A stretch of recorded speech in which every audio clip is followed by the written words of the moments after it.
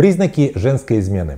Это тема, которую я на канале уже много раз разбирал, но меня попросили еще раз пройтись по ней. И сейчас мы основные какие-то вот признаки разберем. Я хочу сразу сказать, что вообще тема измены — это тема разрешения какой-то проблемы. То есть, как правило, измена наступает в отношениях, когда до этого был какой-то неразрешаемый кризис. То есть измена часто бывает как провокация. Измена часто бывает как, по сути, саботаж одного из партнеров этих отношений. То есть, например, мужчина изменяет, и в принципе понятно потом, когда разбираешь эту ситуацию, что он как бы не особо скрывался. Он какие-то делал глупые ошибки в том плане, чтобы его как-то вскрыли его эту его ложь, его измену. То есть он, по сути, чуть ли не демонстративно изменил. И, соответственно, он таким образом, как будто бы переложил ответственность за расторжение отношений на женщину, потому что я ей как будто бы изменил, а она теперь, естественно, что бросит меня или уйдет из этих отношений, соответственно, мне не нужно будет делать этот непопулярный шаг. Я никого не бросил, так получилось. Как правило, ситуация, когда мужчина подозревает женщину, изменяет она ему или не изменяет, эта ситуация связана с кризисом доверия. То есть мужчина женщине должен изначально не доверять, чтобы подозревать, что она ему изменяет, потому что тут же как?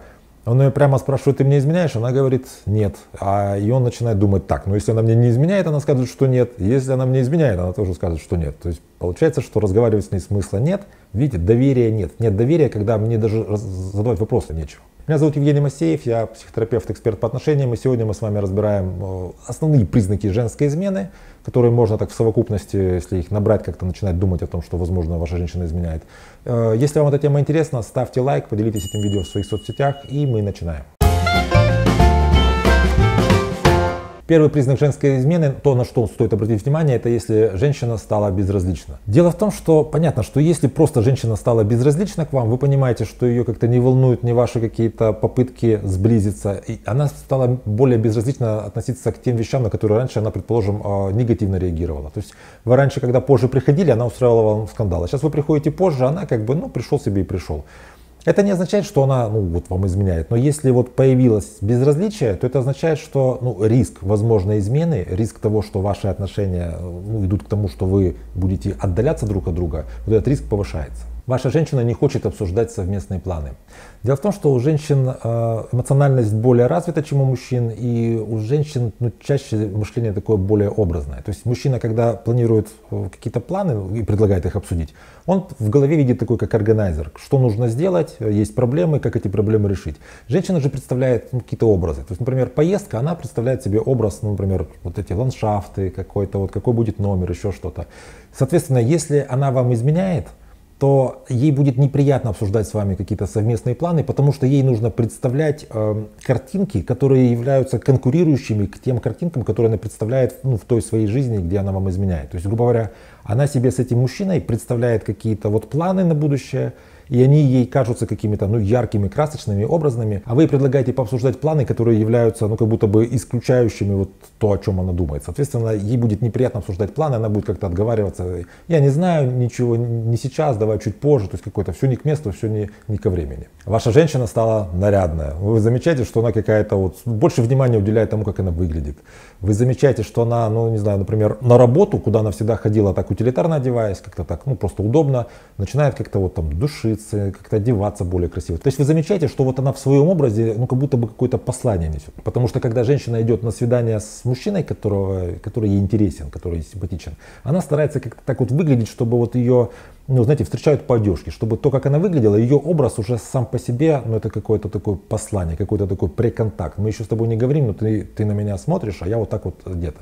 Если вы замечаете, что она наряжается, и вы не можете объяснить, почему она так делает, потому что, зная ее предполагаемую рутину, зная ваши отношения, вроде бы как, чего это, сегодня какой-то четверг, что-то так нарядилась.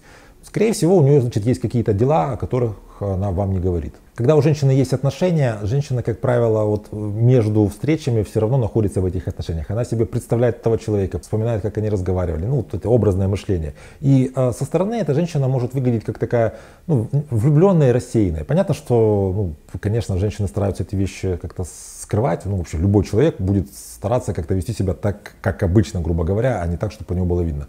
Но иногда по таким эмоциональным, таким женщинам, легким, я имею в виду легким подъем, такие вот какие-то с подвижной психикой, прям видно по ним, что вот она вот какая-то такая рассеянная, задумчивая, какая-то влюбленная ну и самое грустное, если вы понимаете, что это как бы не вас касается. Может быть так, что женщина начинает как-то придираться к вам, часто раздражается. Это связано с тем, что она начинает понимать, что вот эти вот ее какие-то отношения, это уже серьезно все. Она понимает, что ей приходится вас обманывать. Обманывать никому неприятно, особенно если вы долго были вместе, если она к вам испытывает определенные чувства. То есть у нее, ну, в любом случае, она как-то вот понимает, что она попала на такую растяжку, где ей очень неприятно, если ее будут как-то пытаться вскрыть. И если вы вдруг задаете какие-то вопросы, если вы, в принципе, начинаете ей там, предлагать делать что-то, что вы обычно делали, а она понимает, что она не может это сделать, потому что у нее уже другие планы, она в этой ситуации может раздражаться просто из-за того, что вся эта ситуация ей не нравится. То есть ей нравится, когда она проводит время вместе с этим человеком, ей нравится, когда она находится дома и все спокойно, никто ей ничего не предлагает. Как только вы начинаете проявлять какие-то, подавать какие-то признаки жизни, признаки вот совместной жизни в отношениях, она просто, поскольку не может себе позволить полноценно находиться в отношениях с вами, начинает раздражаться на это, и ей это не нравится. Придираться она может к вашим каким-то действиям, потому что, знаете, как лучшая защита — это нападение. Она придирается к каким-то вашим недостаткам, к чему-то, к чему она обычно придирается, для того, чтобы, ну, как будто бы внутри себя объяснить. Ну вот, он же тоже вот такой вот он опаздывает, или он там мало зарабатывает, или он там что-то там разбросал какие-то носки условно. То есть вот вроде как попридиралась и вроде как немножко отлегло. Ну, все-таки я имею право себе позволить вот то, что я себе позволяю. Еще один признак, который советуют учитывать, это когда женщина изменяет, она не смотрит в глаза. Ну, на самом деле, тут знаете, как это дело привычки. Есть люди, которые в принципе не очень любят пристальный взгляд. А есть люди, которые наоборот смотрят в глаза, когда пытаются тебя убедить, что они как бы там не врут. Вы, в принципе, можете заметить в невербальном языке, то есть язык телодвижения вашей женщины, какие-то признаки, которые, ну, показывают, что она от вас как-то закрывается. То есть она не смотрит в глаза, может быть, она как-то, ну, мимика у нее стала более бедной, она как-то вот меньше улыбается, когда с вами находится, реже улыбается. Еще одна вещь, это вы можете заметить, что она пропадает вот неизвестно где. То есть если у людей есть доверие в отношениях, то когда один из партнеров говорит, что, ну, предположим, женщина говорит, я пойду с подругами там куда-нибудь в торговый центр, и она уходит там, скажем, ну, на 3-4 часа, вы себе совершенно по этому поводу ничего не думаете. Если вы уже начинаете как-то подозревать, то есть есть проблема, кризис доверия в ваших отношениях, это означает, что вы, ну, стараетесь как-то просчитывать, а куда она пошла, с кем она пошла. И вот вы, когда начинаете над этим всем задумываться, понимаете, что проверить никак невозможно.